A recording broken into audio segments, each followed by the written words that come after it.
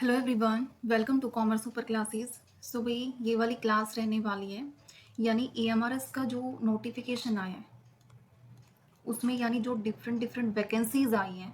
सो सबसे पहले जो हम हर एक जो डिटेल है वो जेएसए वाले एग्जाम पे आज डिटेल करेंगे। ठीक है, यानी इस वाले एग्जाम पे क्या इसकी पहले जो है 2023 में ये एग्जाम आया था, क्या इसकी कट ऑफ थी। ठीक है, और क्या इसका एग्जाम पैटर्न है, क्या इसका सिलेबस रहने वाला है, और क्या किस टाइप के क्वेश्चंस जो है पीवाई क्यूज में पूछे गए हैं।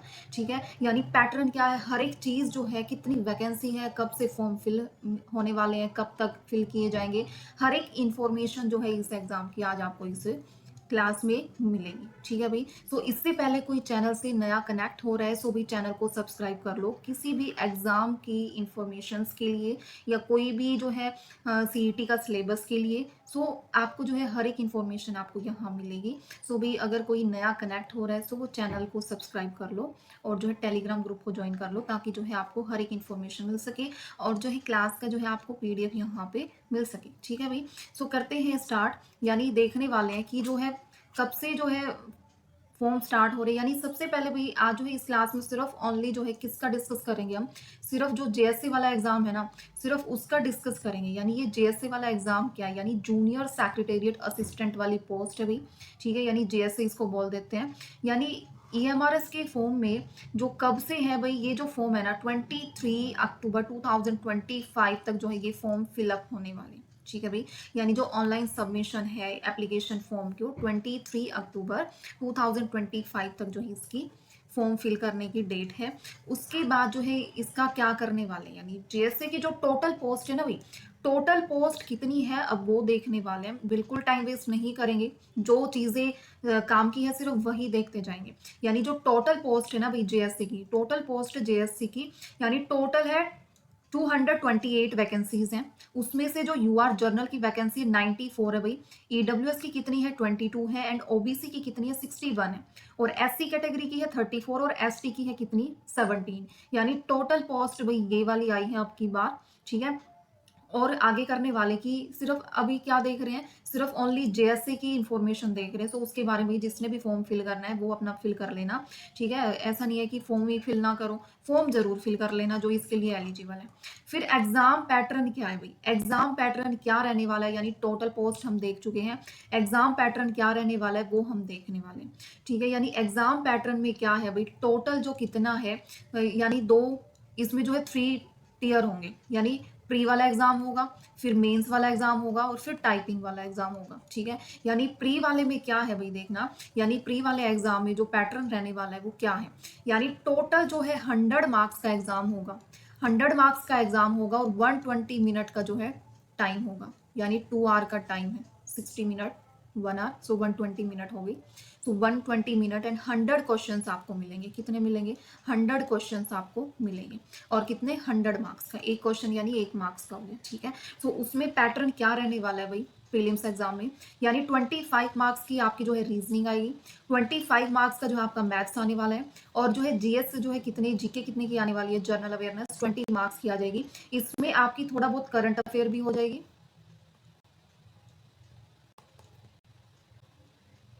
यानी इसमें क्या हो जाएगी, आपकी करंट अफेयर भी हो जाएगी। उसके बाद क्या है भाई, basic knowledge of computer operations, normal computer जो आप पढ़ रहे हो नॉर्मली बेसिक नॉलेज जो है क्वेश्चंस इसमें पूछे जाएंगे। एंड लैंग्वेज जो है, लैंग्वेज वाले क्वेश्चंस आएंगे, यानी 10 क्वेश्चन इंग्लिश से आएंगे और 10 क्वेश्चन जो है हिंदी से आएंगे। यानी टोटल हो गए भाई 100 मार्क्स। अब देखा जाए यानी 100 मार्क्स का है, 100 क्वेश्चन है और 2 आवर्स का टाइम है। और इसमें से कुछ भी ऐसा डिफरेंट नहीं है भाई आप लोगों के लिए कि इसमें कुछ अलग चीज आपको पढ़नी पड़ेगी। Hindi, English, computer, GK, maths, reasoning, सारा कुछ तो सेम है भाई। सारा कुछ जो अदर एग्जाम के साथ क्या है बिल्कुल सेम है, कुछ भी नया नहीं करना है इसमें। मेन बात क्या है कि इसमें आपको कुछ भी नई चीज नहीं करनी है, सेम पैटर्न है बिल्कुल। और जो है इसमें भाई ये वाला जो प्रीलिम्स एग्जाम होगा ना, ये सिर्फ क्वालिफाइंग नेचर का होगा। यानी इसके मार्क्स जो है ये आपको सिर्फ क्वालिफाई करना है, और वो क्वालिफाइंग मार्क्स ये नहीं कि आपको 100 में से 50 लेने भाई, वो डिसाइड किए जाएंगे एग्जाम टाइम पे कितने के कितने वालों का क्वालिफाई हो रहा है। ठीक है, सो ये चीज नहीं है। सो इसमें से भाई 1/10 जो है 10 टाइम्स आपको बुलाया जाएगा, 10 टाइम्स का जो है क्वालिफाई किया जाएगा। ठीक है। 10 टाइम्स का जो है क्या किया जाएगा भाई, क्वालिफाई किया जाएगा।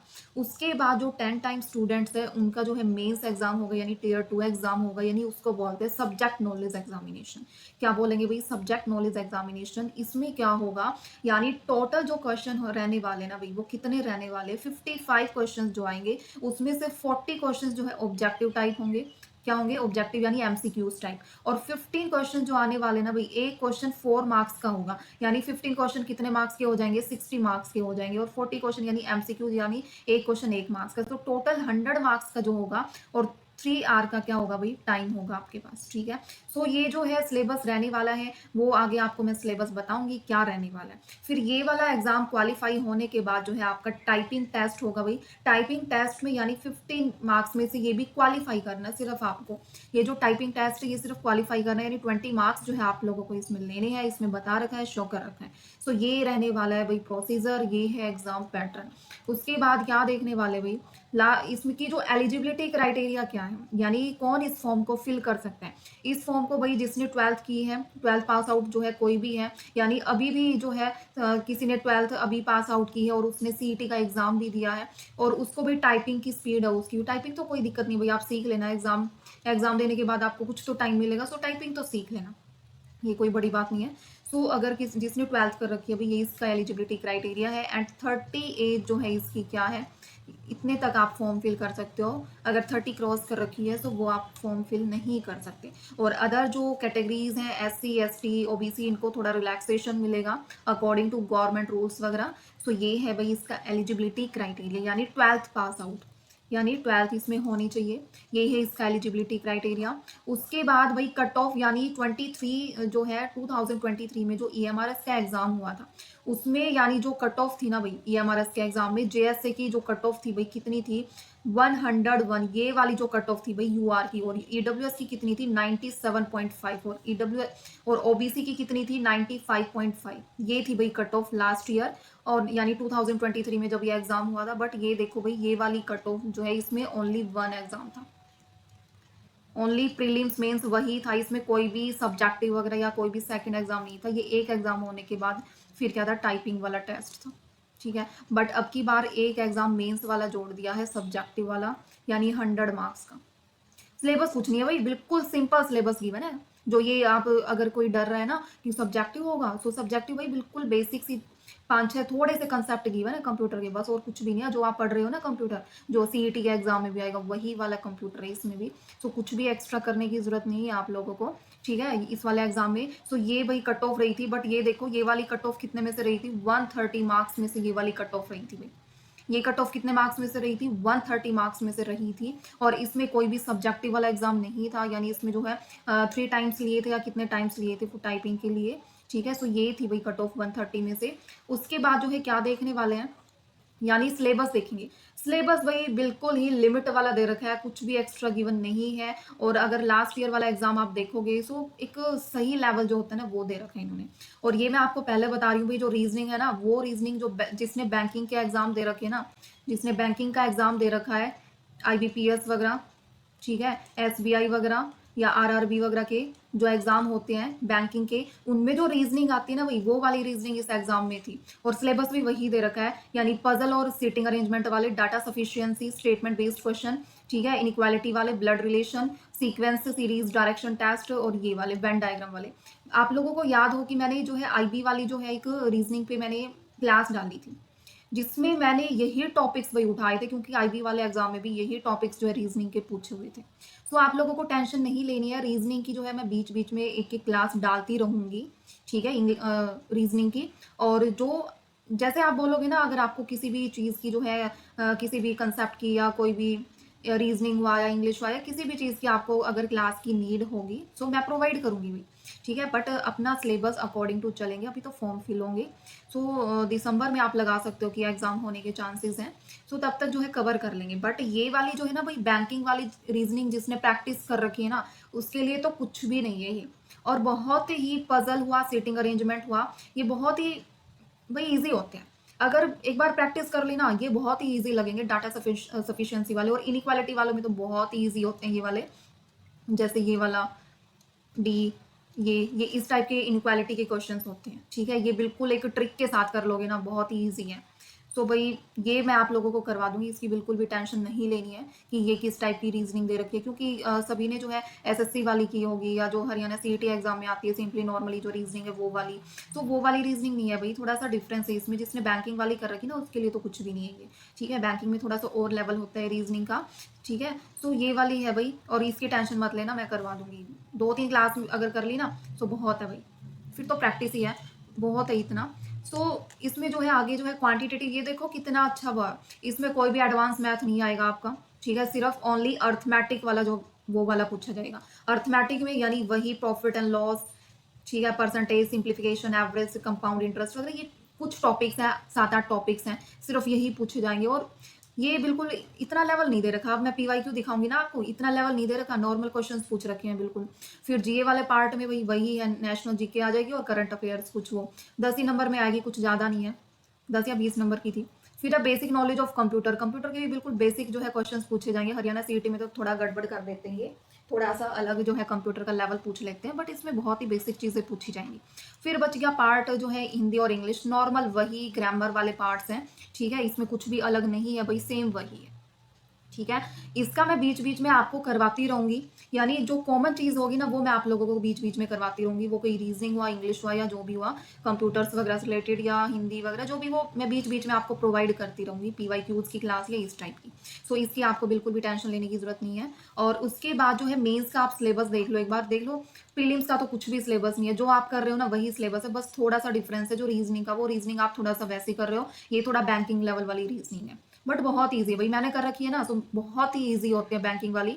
उस वाली में थोड़ा सा सीरीज वगैरह में आपको थोड़ा सा टाइम लग सकता है, जो वो सीरीज वगैरह के क्वेश्चंस हो गए, ठीक है, और वो जो होते हैं सो उनमें टाइम लग सकता है, बट ये बड़े ही सिंपल होते हैं भाई। एक बार किसी ने पजल वाला क्वेश्चंस करना सीख लिया या ये करना सीख लिया ना, बहुत ईजी होते हैं, ठीक है। उसके बाद जो है मेंस का सिलेबस देख लो। मेंस में देखो नॉर्मली वही वाला है, जो आप कंप्यूटर में जो पढ़ना है ना वही आपको लिखना है, लिखने वाले में पूछ लेंगे सब्जेक्टिव, यानी आपको लिखनी है वही चीज, कुछ भी अलग नहीं है भाई कि मेंस में क्या सिलेबस होगा, क्या लिखना है, नहीं, सेम वही सिलेबस है, ठीक है भाई। तो ये है आपका सिलेबस। तो अब देख लेते हैं पीवाईक्यूज, पीवाईक्यूज दिखा देती हूँ आपको एक बार, थोड़ा सा लेवल दिखा देती हूँ।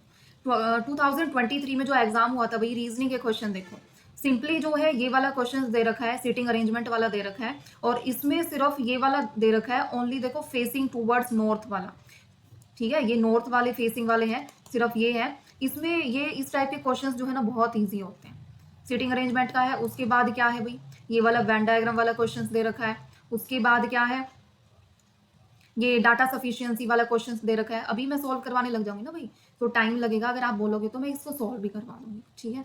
सो कोई दिक्कत नहीं है, पूरा जो पेपर है ना पूरे पेपर को ही सॉल्व करवा दूंगी, ठीक है। आप बता देना कमेंट्स में, जिसको अगर पूरा पीवाईक्यूज का एक क्लास में बना दूंगी, इसमें लग जाएगा 40 मिनट की क्लास हो जाएगी, ठीक है, 30-40 मिनट की, मैं पूरा पेपर ही करवा दूंगी, ठीक है।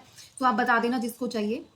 अभी थोड़ा सा बस मैं एनालिसिस ही आपको क्वेश्चंस बता रही हूँ कि किस टाइप के क्वेश्चंस जो आए गए हैं। ये देखो डाटा सफिशियंसी वाला क्वेश्चन है रीजनिंग में। उसके बाद जो है ये भी इनमें थोड़ा सा इजी वे में करते हो ना, ये वही है डाटा सफिशियंसी वाला। उसके बाद देखिए ये वाला जो है कौन सा फ्लोर वाला है ये, ठीक है। इसमें जो है आपको पजल वगैरह वाला ये क्वेश्चन दे रखा है, ठीक है, पजलिंग वाला। ये कोडिंग वाला क्वेश्चन दे रखा है नॉर्मली। फिर उसके बाद ये वाला देखो रैंक वाला, ये भी वही है कि इसमें कौन सी स्टेटमेंट सही है या नहीं है, नॉर्मली क्वेश्चंस है। एक बार कर लोगे ना फिर आपको पता चल जाएगा कि बहुत ही ईजी है ये भी दे रखा है, डाटा सफिशियंसी वाला क्वेश्चन दे रखा है। ये वाला फिर से दे रखा है भाई, ये पजलिंग वाला क्वेश्चन दे रखा है दोबारा, पजल वाला। उसके बाद ये है भाई इनक्वालिटी वाले क्वेश्चन, ये क्वेश्चन है इनक्वालिटी वाले की, ये टी है इस, ये जो है मैं इनकी ना इतनी अच्छी ट्रिक बना रखी है भाई मैंने तो अपने आप में, कि ये वाले ना अगर 10 सेकंड भी नहीं लगती, ये वाले क्वेश्चंस 10 सेकंड या 5 सेकंड भी नहीं लगती सॉल्व करने में। और ये मैं आपको अगर किसी को करने हैं ना तो इन पे मैं एक इनक्वालिटी पे स्पेशल एक जो है क्लास बना दूंगी 10 मिनट की, 10-15 मिनट की, ठीक है। जिसको करना है भाई बता देना, ठीक है। ये इनक्वालिटी का क्वेश्चन दे रखा है। फिर ये दे रखा है भाई सीटिंग अरेंजमेंट वाला क्वेश्चन आ गया दोबारा, बहुत ईजी। फिर से इनक्वालिटी का क्वेश्चन दे दिया। इनक्वालिटी के क्वेश्चन तो ना आप 5 सेकंड में 5 क्वेश्चन कर सकते हो अगर वो ट्रिक पता है तो। उसके बाद ये फिर से वो दे दिया थोड़ा सा, इसमें जो है नंबर ऑफ स्टूडेंट्स वगैरह बतानी। ये देखो ब्लड रिलेशन वाला, जैसे मैंने आईबी वाले में रीजनिंग किसी ने की होगी ना, मैंने बोला था कि वो रीजनिंग वाली क्लास कर लेना, वो हर एक एग्जाम में काम आती है। ये वो कोई उस पर स्पेसिफिक नहीं था कि ये सिर्फ आईबी वाली, PYQ IB वाले थे, बट जो वो क्वेश्चन है ना हर एग्जाम में ऐसे ही पूछे जाते हैं। अब ये blood relation coding blood relation वाला क्वेश्चन पूछ रखा है। उसके बाद है भाई ये जो है डायरेक्शन वाला क्वेश्चन है, ये इस टाइप के क्वेश्चन आए हुए भाई रीजनिंग में, ठीक है। ये फिर से सीटिंग अरेंजमेंट वाला क्वेश्चन है, डाटा सफिशिएंसी, ये सिलॉग्स वाला क्वेश्चन दे दिया भाई, सिलॉग्स अगर किसी को आते हैं तो उसमें भी मैंने बताया था रीजनिंग वाली क्लास में। अब ये मैथ देखो भाई, मैथ का लेवल देख लो, बहुत ही ईजी लेवल है मैथ्स का, बिल्कुल भी टफ नहीं है। ये नॉर्मली स्पीड वगैरह का क्वेश्चन है।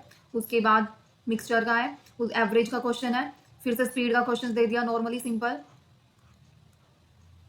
परसेंटेज का क्वेश्चन दे दिया नॉर्मल, फिर ये नंबर सिस्टम का क्वेश्चन दे दिया।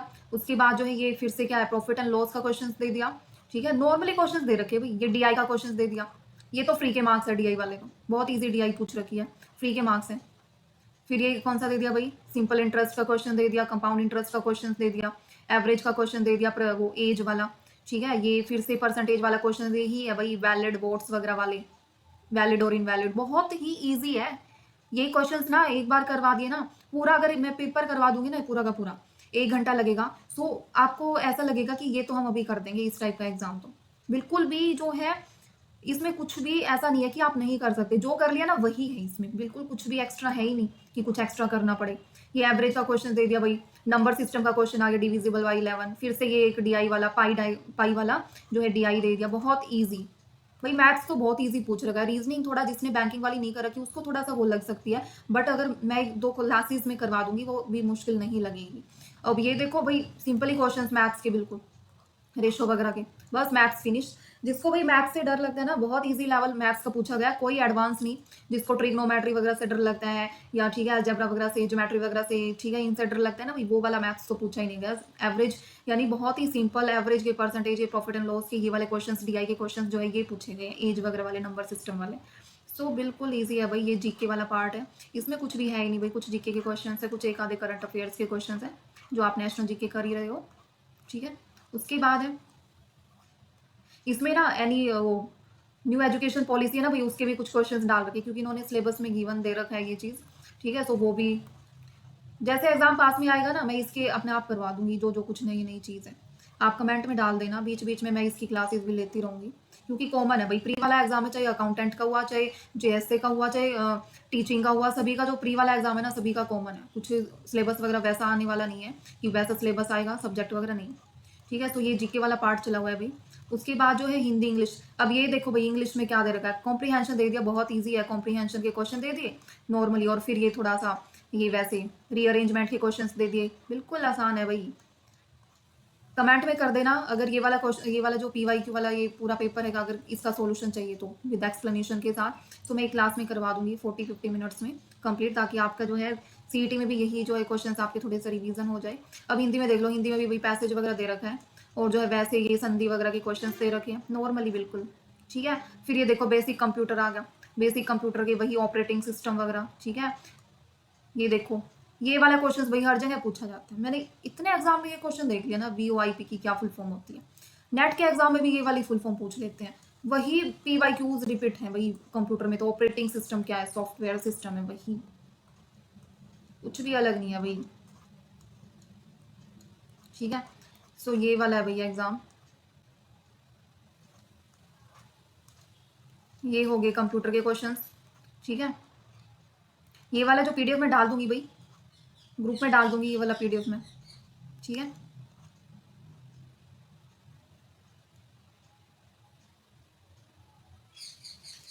तो भाई ये है, ये पैटर्न था, ये PYQs हमने देख लिए, ठीक है। सो ये पैटर्न रहने वाला है, ये कट ऑफ रहने वाली है, ये सारा कुछ ये रहने वाला है भाई। फिर भी अगर किसी को डाउट वगैरह हो तो कमेंट सेक्शन में डाल देना, और इसका जो है अगर आपको सॉल्यूशन वगैरह चाहिए कि ये वाला पार्ट करना है या पूरा ये पेपर जो करना है 130 क्वेश्चंस का, ठीक है, सो वो मैं आपको करवा दूंगी, आप कमेंट सेक्शन में बोल देना। और यही पैटर्न जो है सभी का रहने वाला है, वो कोई जो है PGT वाला एग्जाम हो, वही जो बेसिक चीज़ें उसमें पूछी जाएंगी, TGT का एग्जाम हो या अकाउंटेंट का एग्जाम हो, या जो है JSA का एग्जाम हो, या कोई भी वार्डन वगैरह का एग्जाम हो, सभी में जो है प्रीलिम्स वाले में कुछ ये चीज़ें जो है सिमिलर है, ठीक है भाई। तो ये है भाई, और चैनल को क्या है भाई सब्सक्राइब कर लो, कोई भी नया कनेक्ट हो रहा है, और कोई भी जो है टेलीग्राम ग्रुप को ज्वाइन कर लो, ठीक है। तो ये है भाई, एंड करते हैं क्लासेस का, फिर भी कोई डाउट हो ना तो कमेंट सेक्शन में पूछ लेना।